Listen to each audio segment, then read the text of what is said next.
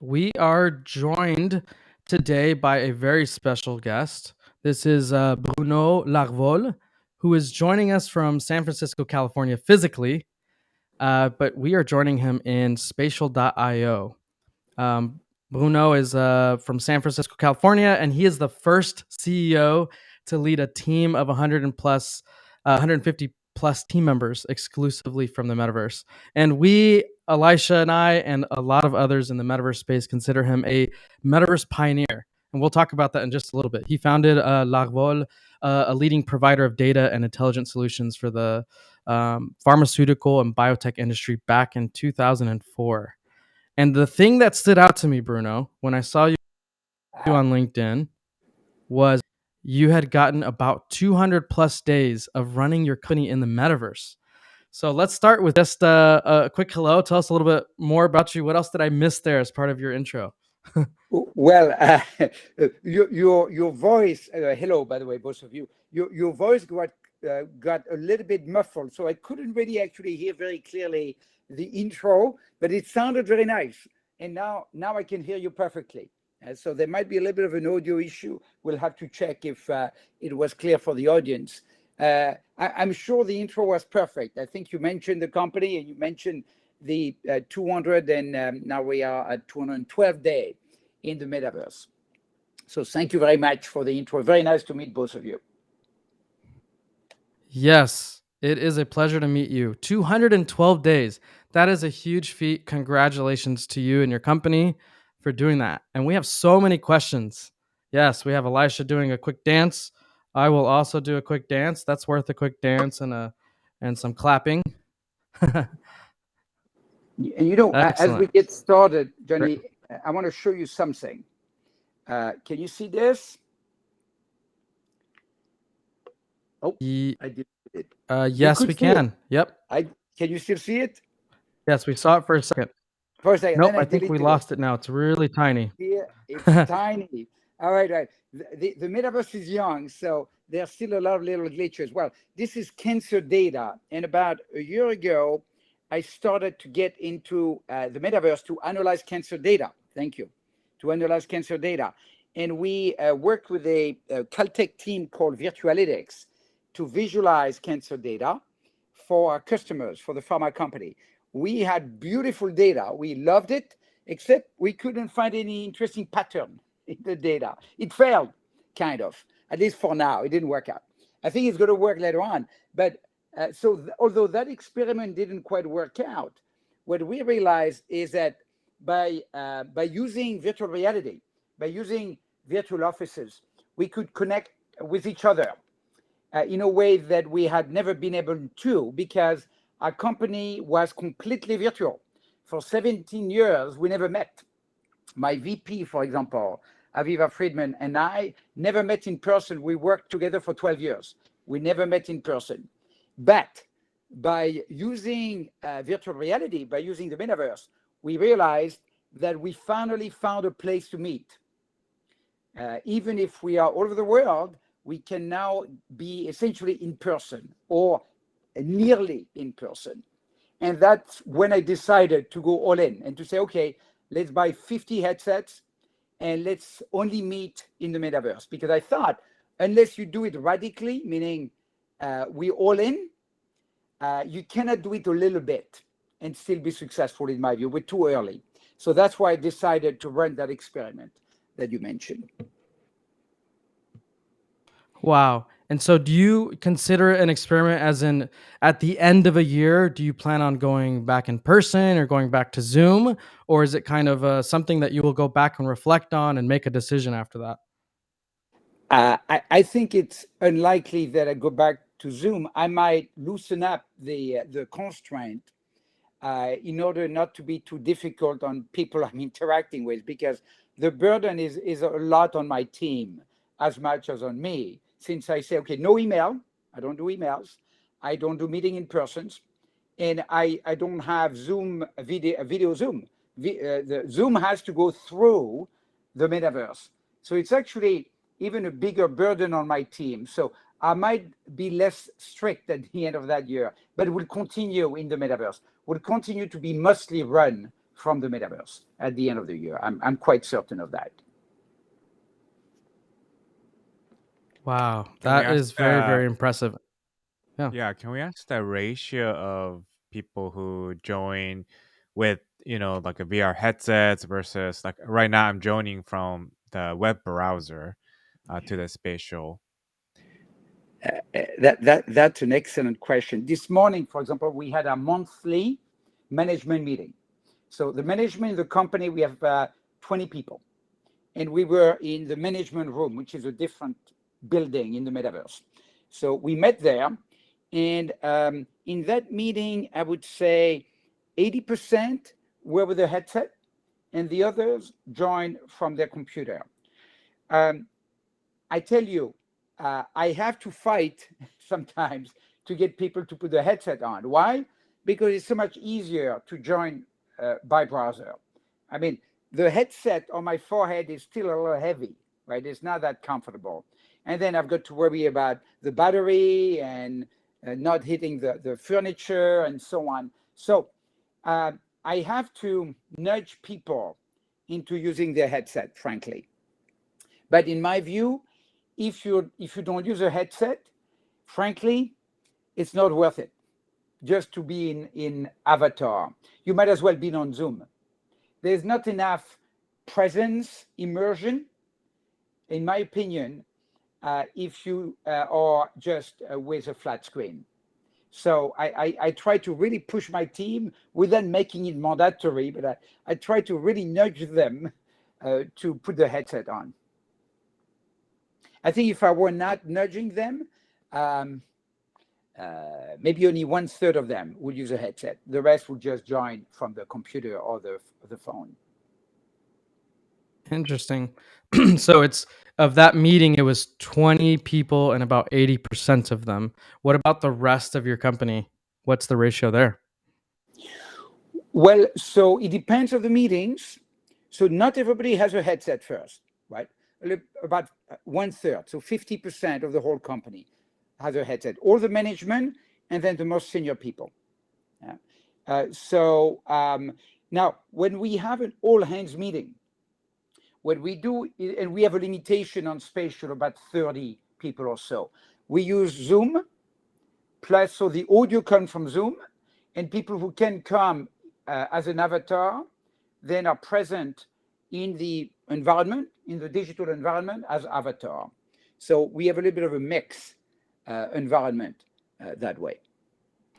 Wow, that's impressive. That's a creative use of that. So Zoom plus Zoom audio that somebody's sharing in a spatial kind of space with about 30 people maximum. Yes.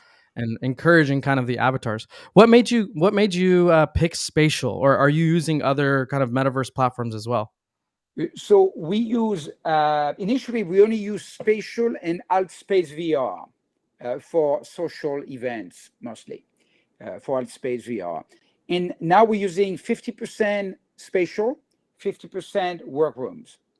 A little bit of sometimes we go to Horizon World. The other day we had a management retreat playing paintball on Horizon World. So that was a lot of fun. A little bit of a retreat. So it's mostly workroom for sit-down meetings where we share screen and we discuss a project around a table.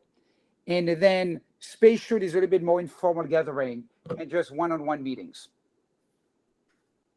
Wow, informal gatherings and one-on-one meetings. Wow. Yeah. So Horizon Workrooms is a little bit newer than Spatial, right? Spatial's been around since 2016. Workrooms is still kind of early release. Has that been? You're saying you're doing that with sit-down meetings. How's that been for your team? Has that been a little bit less friction, or in that case, are they having to join? I'm just wondering how that works. Are they having to join in a different way than they would with Spatial, or like what's that process like? So it's interesting how Zuckerberg did it, because he said, okay, I'm going to focus on just one use case, sit down meetings, and I'm going to try to nail that one without a glitch. Spatial is trying to be a much richer experience. Here you have NFTs behind me, right? You get a number of NFTs. You can customize. A colleague of mine, I do a bunch of furniture. you cannot do any of that on Workroom. You can essentially, the best you can do is put maybe a picture, 2 pictures on the wall. That's it, right? So it's not quite as rich as an experience, but what they do it well. So it's easier to share a screen. The audio is a little easier. We drop less. We still drop, which is surprising for a company like Facebook that has unlimited resources and supposedly is spending. It's going to spend like 180 billion right over 10 years. That's what Zuckerberg said. 180 billion over 10 years on the metaverse, right? So with that Almost money, unlimited resources, right? yeah. I mean, we should expect that it never drops. The sound is perfect, right? But despite that, there's a lot of little glitches. That's a metaverse. It's still glitchy. Interesting. I would love to get a quick tour. I mean, I guess one of my other questions as it relates to your business is how many total spaces do you have? I noticed there's some portals here in the room, but I'd love to get a Yeah, little bit of a tour of your particular. This is called Bruno's office, I noticed. yeah. And I would love to get a sense for some of the other rooms. We don't have to go to those, but if you want to give us like Sure, an sure. overview of what you do have here. Yeah. So let's go around the room, and if you want, we can visit another room if you like. If we can all teleport there, that's easy. We don't have legs, of course, Sure. but no legs needed in the metaverse. Um, Yep. okay. So first, follow me here on the corner. So we got selfies of all the meetings I had. I'm going to take a selfie of us as we speak, right? So that we memorialize the moment together. So that's a bit of a tradition here. When we meet new people, we do a selfie. Here we are. Okay. Exciting. Let's do a selfie. Here we are. And our mascot Ty is behind us. Perfect. Yeah, here we are. Done. Uh, All right. Great. So I'm gonna send it to you. Send everyone in the room. So you should receive an email with that selfie. So and then you'll go Excellent. all over there. What I like is the idea that you could really make it your place. For example, here I have shelf with pictures of my family. Right, you got my dad and my old dog. You got a couple of colleagues of mine. A trophy that a friend of mine built for my 100 days in the metaverse. A crypto kitty, an Eiffel Tower. Right, so you can really customize a place, an avatar of a friend of mine in France. Back over there, you've got one of my NFT art that I collected. I collect a little bit of NFT art. So you can really make it a place where you enjoy receiving people. Because my point about enterprises is that you need to have memories, right? To have culture, you need memories. To have memories, you need a place. You need a place that you remember. Zoom cannot create memories because in the same way, because Zoom is not a place. Zoom is a time, right? So in my view, to really create both relationship, empathy, trust, and memories, you need a place. And the beauty about the metaverse is that it's a place. It's a place. And it's a place because it's visual, and our brain is hardwired to recognize unity of space. It's visual, but also because a headset forces you to be immersed in it. There's no multitasking. And I like to, I'm too much of a multitasker. I tell people never do two things at the same time, minimum three, right? So I'm all about multitasking, but it's not always good because then I'm not present with you. But with the metaverse, I'm forced to be present with you. So that's why I really like that constraint in a way to have to be present at a given time. It's so Wow. Wow. true. That's Yeah, very good insights. so true. During the work meeting, sometimes I have to check on, Slack DM coming from someone else who needs something. And, sometimes I'm not like, entirely focused on what's going on in the meeting. And I also love the fact that there is some personal touch to this space that is beyond just like, hey, look at my NFT collection. I think that's mostly what I've seen in a lot of spaces in the past where like it's my collection, it's my art, and it's less about like, oh, here's my real photo of my family. Like I've never seen that in the past. And I think that's kind of like visiting someone's desk at work and you see the picture frame of their family, and that's like a good conversation starter sometimes, and kind of creates a personal touch. And I really like that about Yes. like bringing that portion even to the workspace. I think you're absolutely right. The other thing it allows is to be messy. You can have, sometimes we have a bunch of paper floating, right? And so the place keeps also a memory of the work that we did.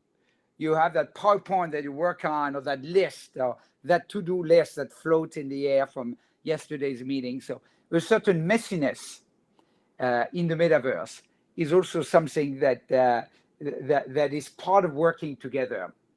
The other thing I was telling my old professor from the Sorbonne, who's a psychologist and is following my experiment, is that the human brain is hardwired for proximity.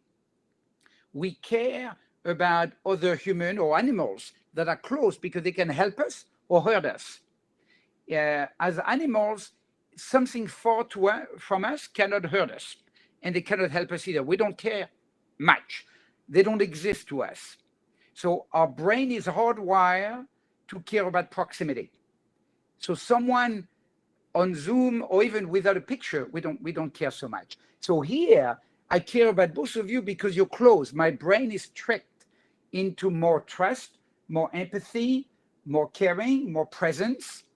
You're more real to me because my brain perceives you as with proximity. And I think that we're using that circuitry in our brain, and the metaverse helps us ultimately with empathy, right? Because proximity leads to empathy, and so teams need to care about each other. And the moments we spend together are much more meaningful in the metaverse than on the phone or on Zoom or on Slack. So for me, that's a big part of it, which is the metaverse brings back people together, which we used to be, right? In the old days, we were in the village. We were all together all the time. And then we went away, and now we don't meet anymore.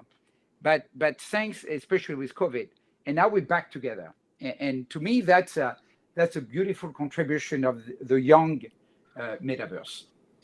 Wow. Very, very good insights there, Bruno. I think I definitely resonate with that. I think that's one of the things that I'm most excited when I think about the metaverse. And we have versions of that exist now, and we're hoping that there's more improvements. We mentioned some glitches, but oftentimes people that are kind of from the outside thinking about the metaverse, hearing about the metaverse, they say, I'm worried about it. It's going to pull us away from people the way that cell phones did. And you just brought in some interesting insights there where actually it can actually bring us closer together. It's actually something that can unite, can give us that proximity. You talked about the psychology that allows us to bring people back together. I think it's a really, really good insight. Um, you mentioned the rewiring that happens, right? Or I guess the way the brain ticks and how we care about that proximity, the closeness. Do you think that by the end of the experiment that you will be slightly rewired, or making connections that others maybe have not made quite yet? Is that something that you're interested in finding out? Well, I would say yes, although it's hard sometimes to realize because you're too close to the experiment. But I can tell you one thing I realized already, and it was a surprise to me, is that for people who are not in the metaverse,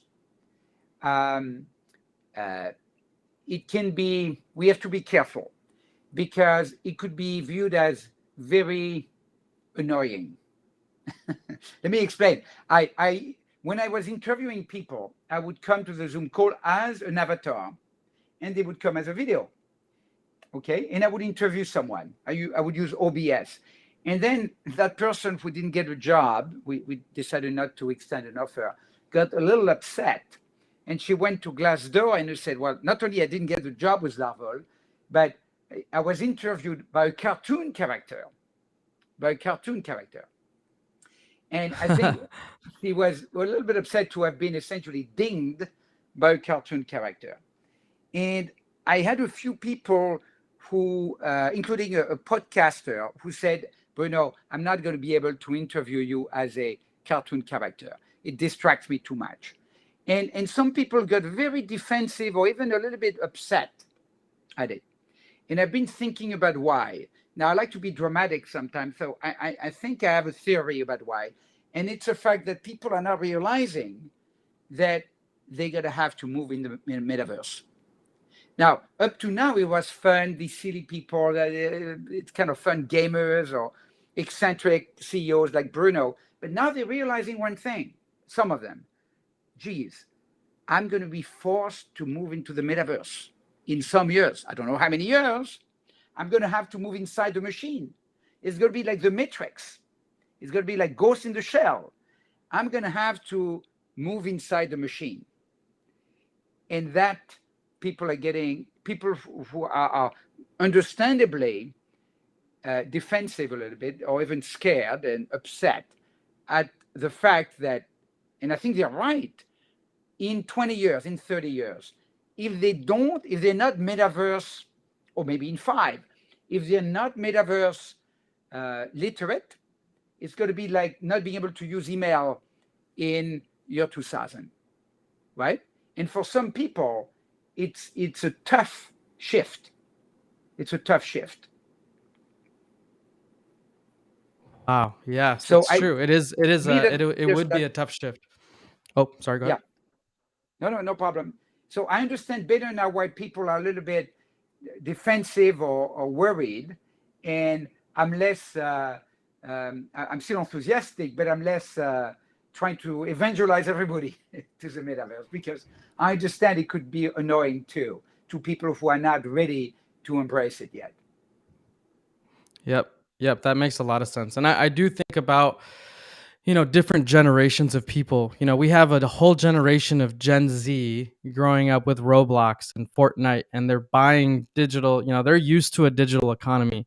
They're used to buying things, so that's a whole generation of people. And I even think about my own children who are 5. I have 3 children under 5, and how they're going to grow up, uh, interacting, like in a digital, a physically, a phygital world, right? Kind of that mixed reality, that mixed world where they're kind of meeting with people, and it will be a normal thing. But I also think about the generations, the older generation. I think about my grandparents, and how they might see this as, wow, like we saw the internet come right in the mid to late 90s. Then we saw us go from telephones to cell phones to making videos, right? Social media being and we communicate. We're turning into this kind of digital world, a representation of the physical world, kind of simulating how we interact with those, and how that can be very daunting to other generations, or people that might feel already kind of technologically illiterate, right? Metaverse literacy will be there'll be another factor, and there'll be a lot of opportunity to educate, but also a lot of friction and pushback. I guess in the way that you saw David Letterman push back to Yes. Bill Gates, right, on the Tonight Show in 1995, and how he kind of laughed about watching the baseball game on the internet. Well, we can just do a tape recorder, or we have audio recorders, and how everyone laughed at that. And here we are, right? The internet is such a big part, one of the biggest technological advances that we've seen. So absolutely something that will continue to have some friction, but it is imminent. And I think you mentioned that it is an imminent reality. What do you think are some of the biggest limitations to get us there, right? Quote unquote there in 5 or, like you said, 20 to 30 years? So the first and biggest limitation right now is that the headset I have on my forehead, even if I keep it for 5 hours a day right now, is heavy. It's still heavy. It's much better than the previous ones, and it's self-contained, right? But it's still a pain, right? And it's a little bit irritating. And I've got a colleague in India. She was irritated a little bit on her forehead. She had to get a new type of foam, a little bit less irritating. but it's still heavy.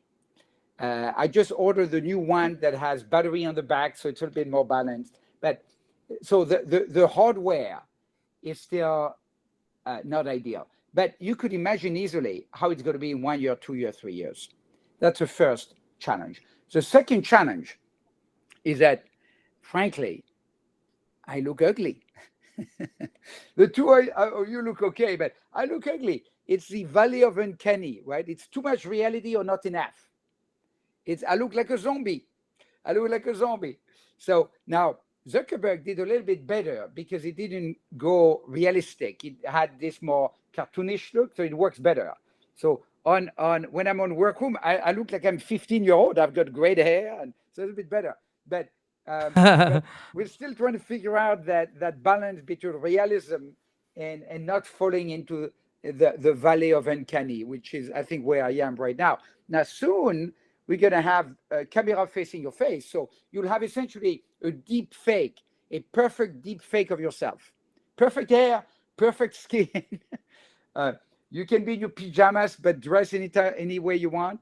I noticed, by the way, that my colleague on Workroom, they're starting to get a little bit fashionable. And a certain culture emerge where essentially it's become the etiquette in our team to change outfit at least every week or so, right? So Interesting. So you're seeing a everybody's brand new culture, Yes. brand new culture of fashion inside of the metaverse and how we represent ourselves digitally. Maybe as the way Yeah. we update our profile photos on Instagram or Facebook. And now you're seeing changing of shirts and changing of some of our styles. Yes, and a little bit of fashion competition between avatar, right? The caps, some people put a purple cap, then it goes backward, like earrings and glasses, and the etiquette is not yet defined. For example, a couple of people change their skin color a little bit, right? Well, the etiquette of what is acceptable or not is not quite, or what is, everything is acceptable, I guess, right? But so there's a little bit of there's no rule, or some people have a little bit of the kind of outfit you wouldn't wear in the office, right? And maybe that's okay, or maybe the etiquette is going to evolve.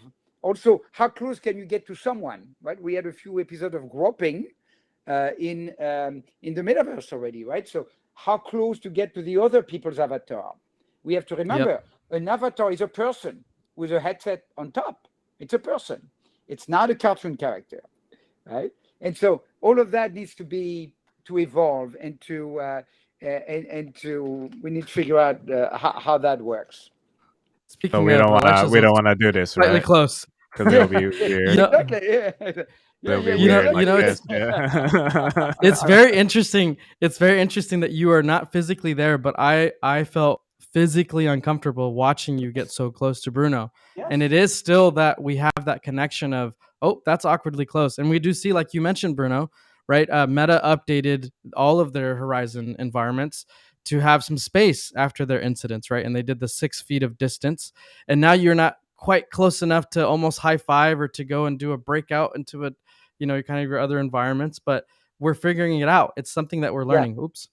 Yeah. So it's interesting. That's right. And That's right. do you require avatar to look like themselves, or do you give like a freedom to just be whoever they want to be, like maybe completely different, like skin color, hairstyle, or do you ask this etiquette to be developed where it is a little bit closer to the reality? It's going to be so interesting to see. I'm big on freedom. So and I think it would be nearly impossible to tell people within sort of inappropriate avatars. But outside of that, if people want to change gender or is more interesting, race, right? They right now they can. Right, so we had a colleague of ours who changed, ethnic type, right? And so I would say it's going to be organic, and certainly I don't expect rules that I, as a company leader, would set. except again for maybe anything that will be disrespectful to women or offensive to a particular group. But outside of that, I would think the culture will emerge organically. It's interesting to Yes. hear. Can I go back just a little bit quickly to talk about the comfort? Because Johnny and I were just talking about this before. You said you got the one with the battery pack, which I also did. I got the Bovo VR to put the battery pack Okay. back. I also wear glasses in person, and it was really uncomfortable for me to put Yes. my glasses inside. So I paid about $100 to get the glasses just for the Quest 2.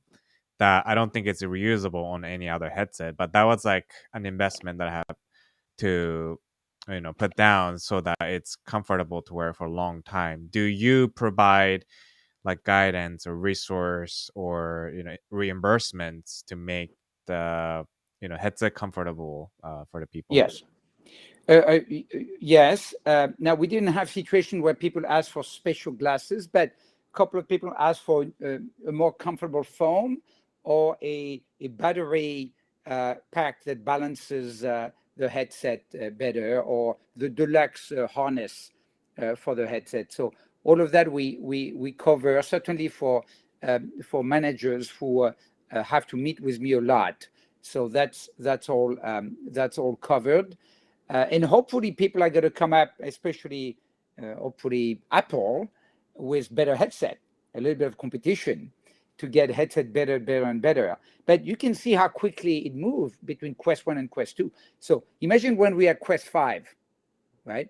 It's going to be amazing, right? With the amount of money spent in the field. I mean, it's going to be really, really, we got to wonder, how is it that we accepted the current headset?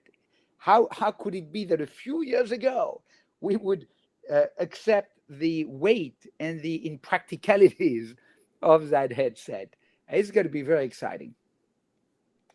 Yeah, we are really excited about that. We know that there is an eminent headset called Project Cambria that's been kind of talked about from Meta, right? We know that Apple has been working. There's been leaks and patents, and we are expecting, we're keeping an eye on the news there. And we're expecting something maybe towards the fall of this year, maybe a mixed reality consumer headset.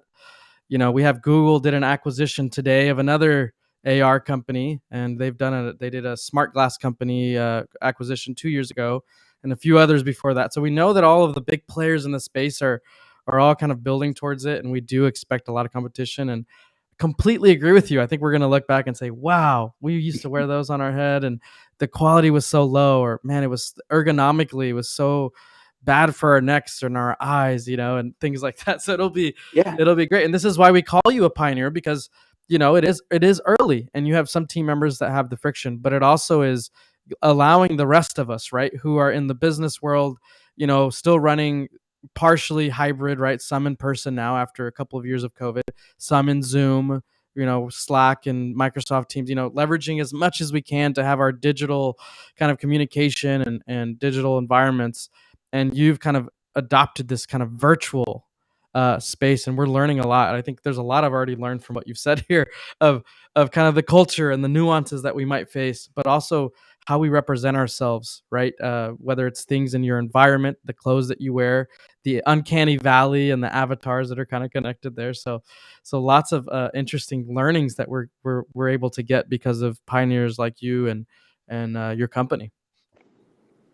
Well, it's been a fun journey. I would never have predicted that we would have become the first company of our size, again, 150 people, run on and from the metaverse. That was not the plan. We stumbled on it and embraced it. And I think we were uniquely, it was for us to run that experiment. First, because we're still small. Second, because we've always been virtual. So there's never been any office. And third, because you need to have the CEO to be a little bit extreme, and I'm a little bit extreme in my way of thinking, and it's very hard for that to come from a junior person who does it on a corner, because they don't have the critical mass of enough people saying, well, let's meet in the metaverse.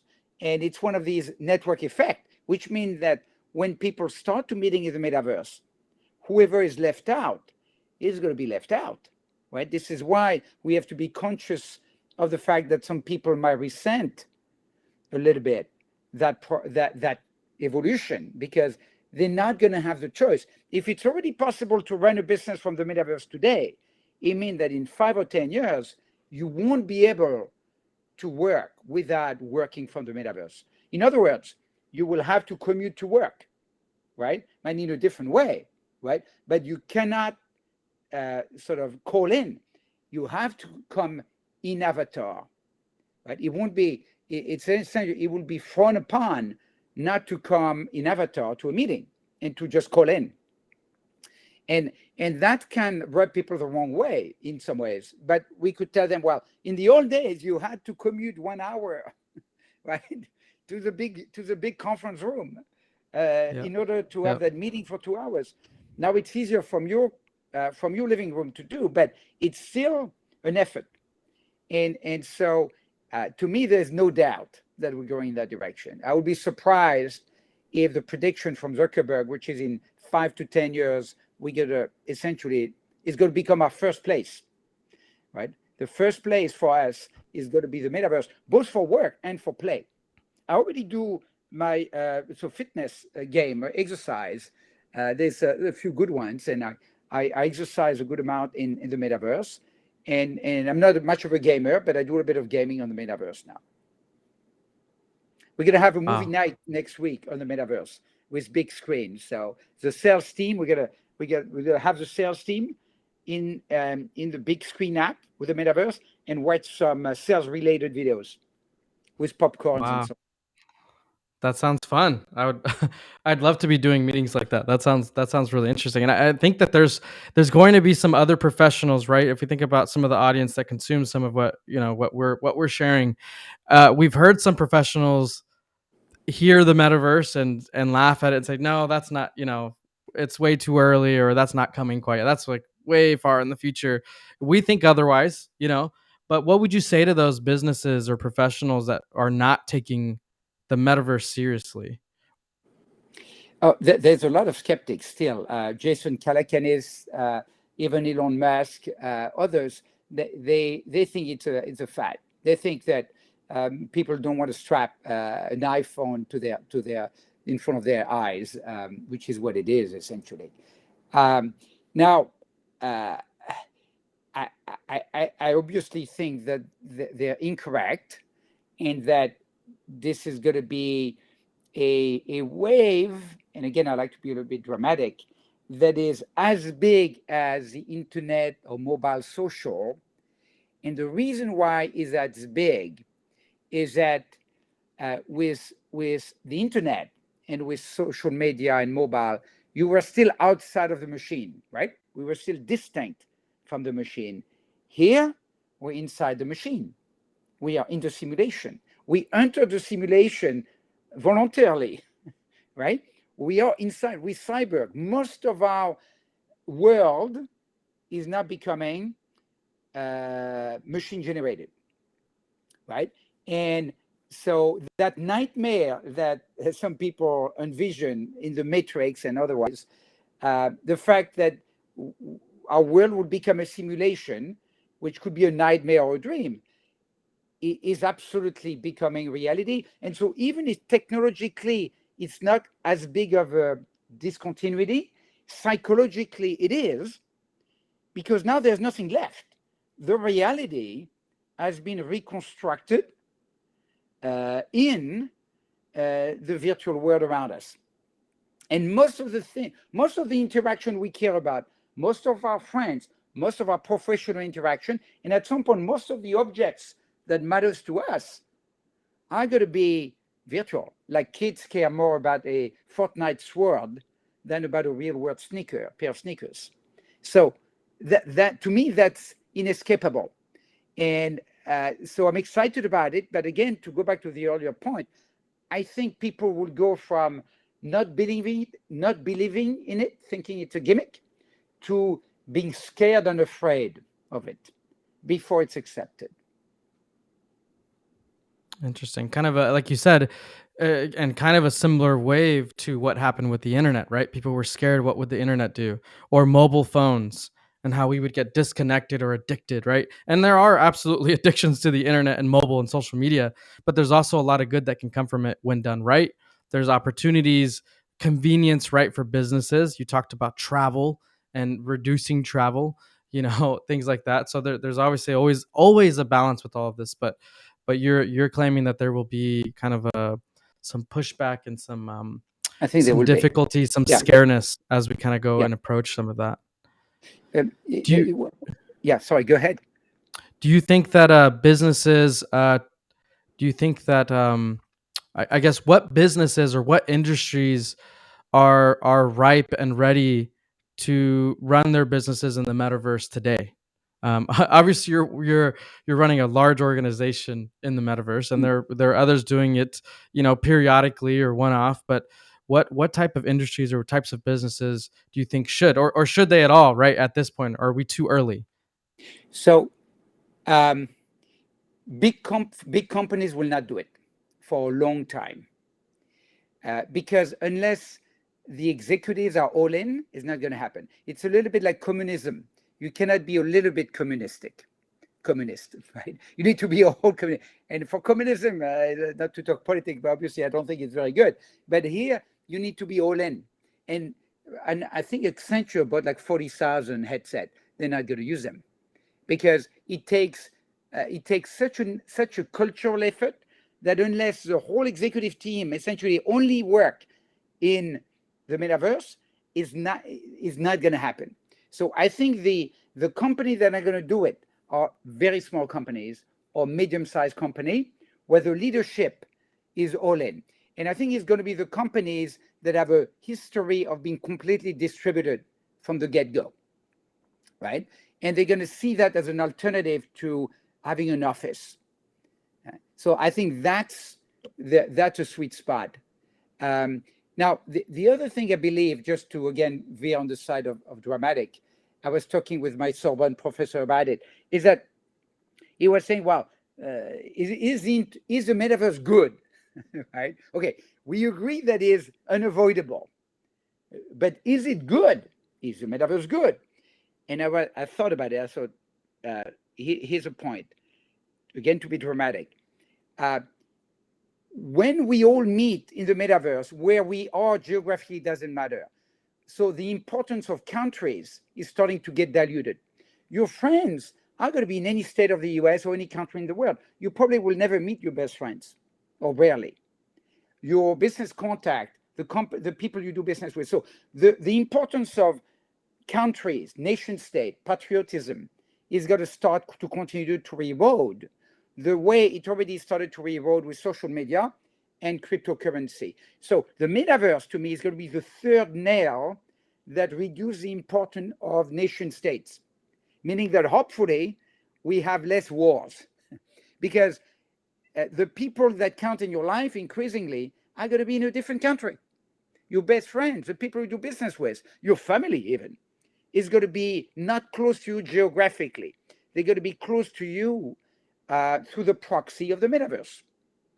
So the importance of physical proximity is going to become less and less important, which will have two impacts: less war, I hope, and two, because it's so much efficient to move electron than atom, we're going to finally have a big impact on the climate, right? Because obviously, why would you go to London for a 2-hour meeting, right?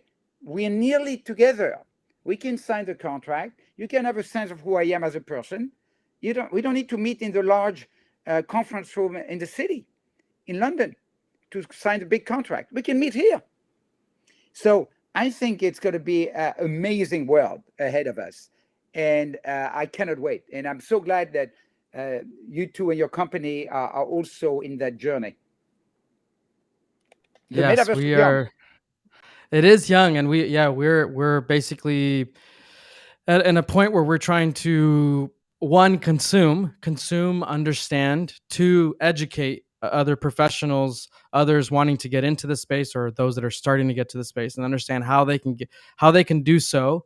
And then right third would be, we want to build, and we want to build in public, and we want to show what that looks like and how others can do it, right?